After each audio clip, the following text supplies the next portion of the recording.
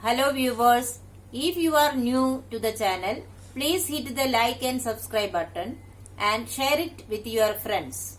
Also, click on the bell icon so that you get the latest information about the videos that are uploaded. Hello students, welcome back to the new video.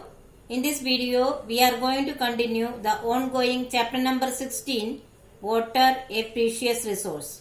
In today's session, we will discuss about the sources of water and water depletion. Let us start with the sources of water. The prime sources of water on the earth are rainwater, surface water and underground water. Let us discuss one by one. Now, let us discuss about rainwater. One of the major sources of natural water is rainwater. Rainwater is the purest form as it is formed by a natural process of distillation of surface water which further involves evaporation and condensation. So, which is the purest form of water? It is rainwater. Why it is called so? Because it is formed by a natural process. It involves the process of distillation, evaporation and condensation.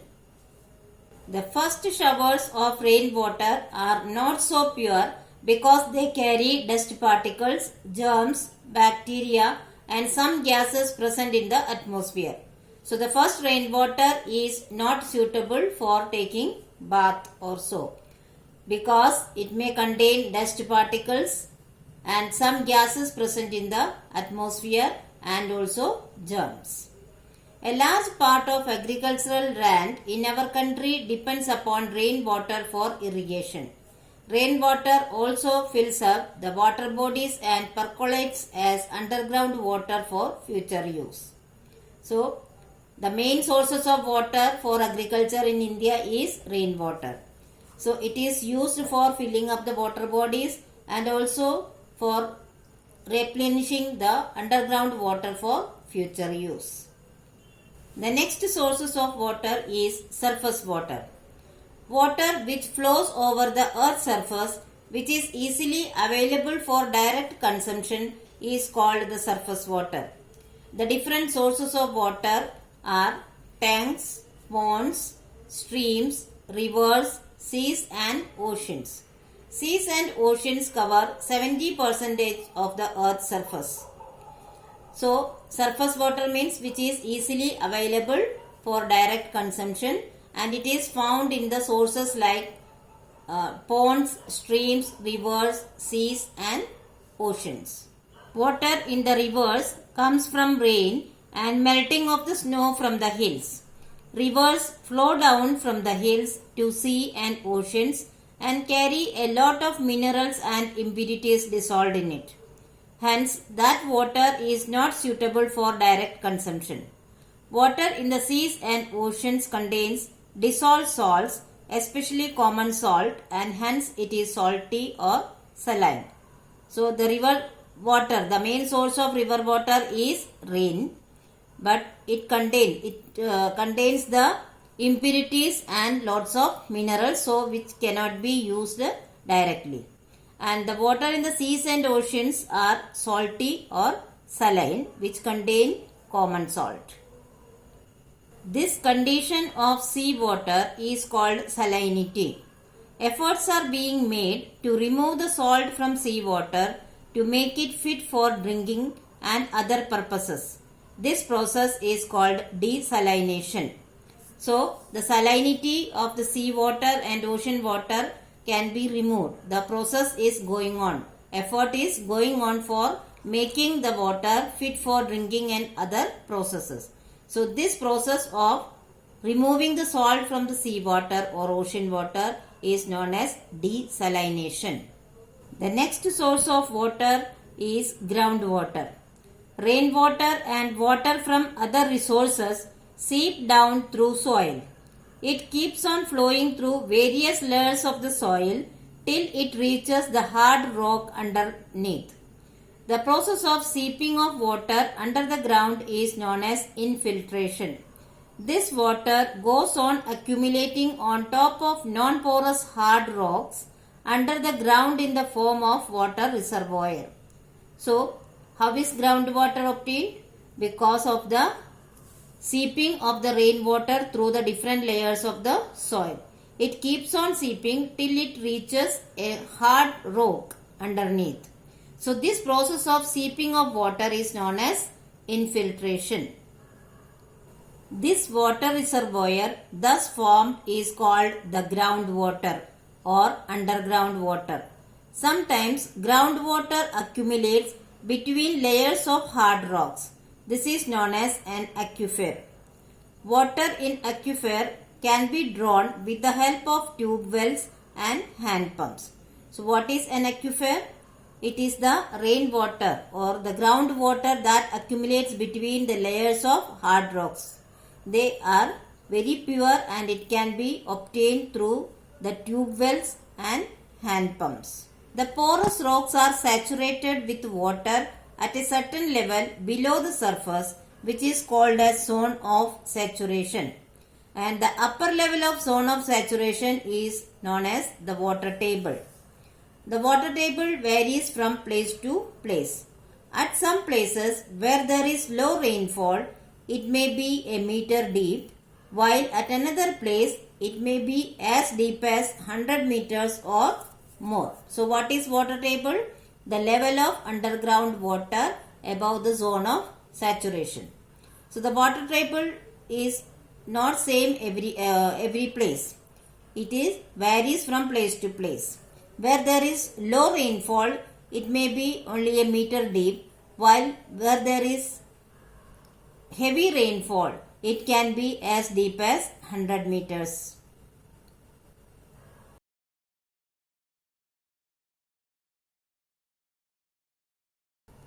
Groundwater supplies are replenished or recharged by rain and melting of snow that seeps down into the cracks beneath the land surface.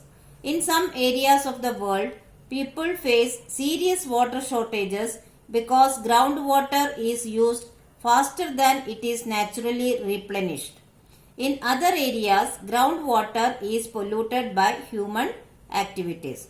So, why do we face acute shortage of drinking water, that is pure water? There are two reasons. The groundwater is used faster than it is naturally replenished or regained.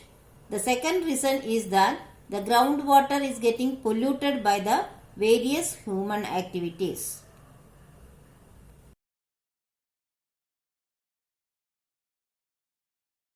Now we will discuss the topic depletion of water table. Rainwater replenishes the groundwater by seepage through the soil. The problem arises when we pump out excess water from the ground than the rate at which it is recharged by the rain.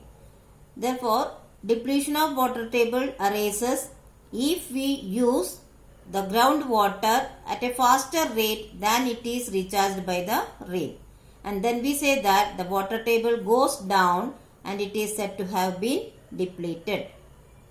Now, let us discuss some of the reasons for the depletion of water table. First one, population expansion. Demand of water has increased due to the growth of population. Various uses of water and increase in the standard of living further increase the demand for water year after year. So, one of the reason is population expansion. That is, the number of people living on the earth's surface is increasing. Therefore, the usage of water increases and also the standard of living further increases the demand for water. Second one, pollution. Water, air and land pollution together contribute to the reduction of water quality. Sewage, oil discharge from industries, waste dumping into water bodies, radioactive waste from mining activities, as well as dirty water from sanitation work in hospitals, hotels, oil companies, schools and restaurants all end up polluting water. Third reason is urbanization. Cities are growing and expanding more than ever before. Cities also tend to hold more people than towns and villages. This means there is an increased need to take care of sewage, cleaning, construction and manufacturing. The next reason is industrialization. Setting up of new factories and industries has increased the demand for water. Water is used at almost every stage of production of things that we use. This has put a heavy load especially on freshwater ecosystem. The next reason is deforestation.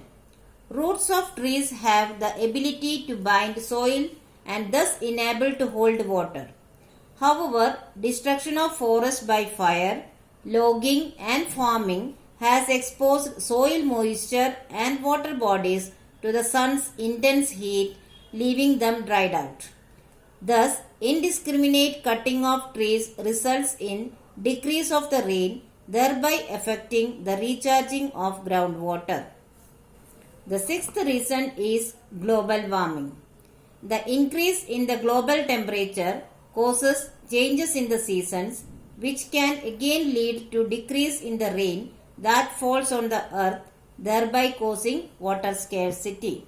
The next reason for the depletion of water table is overexploitation of the groundwater. One of the biggest problems related to groundwater shortage is the replenishment of groundwater. Increase in human population has adversely affected the natural process of replenishing groundwater. The demand of water is more compared to the amount of water that gets replenished naturally. So students, I hope you have understood the topics very well. But still, if you have any doubt, you can write in the comment section. I will surely try to solve it as early as possible. Here are some review questions. Please solve it in your notebook. Thank you.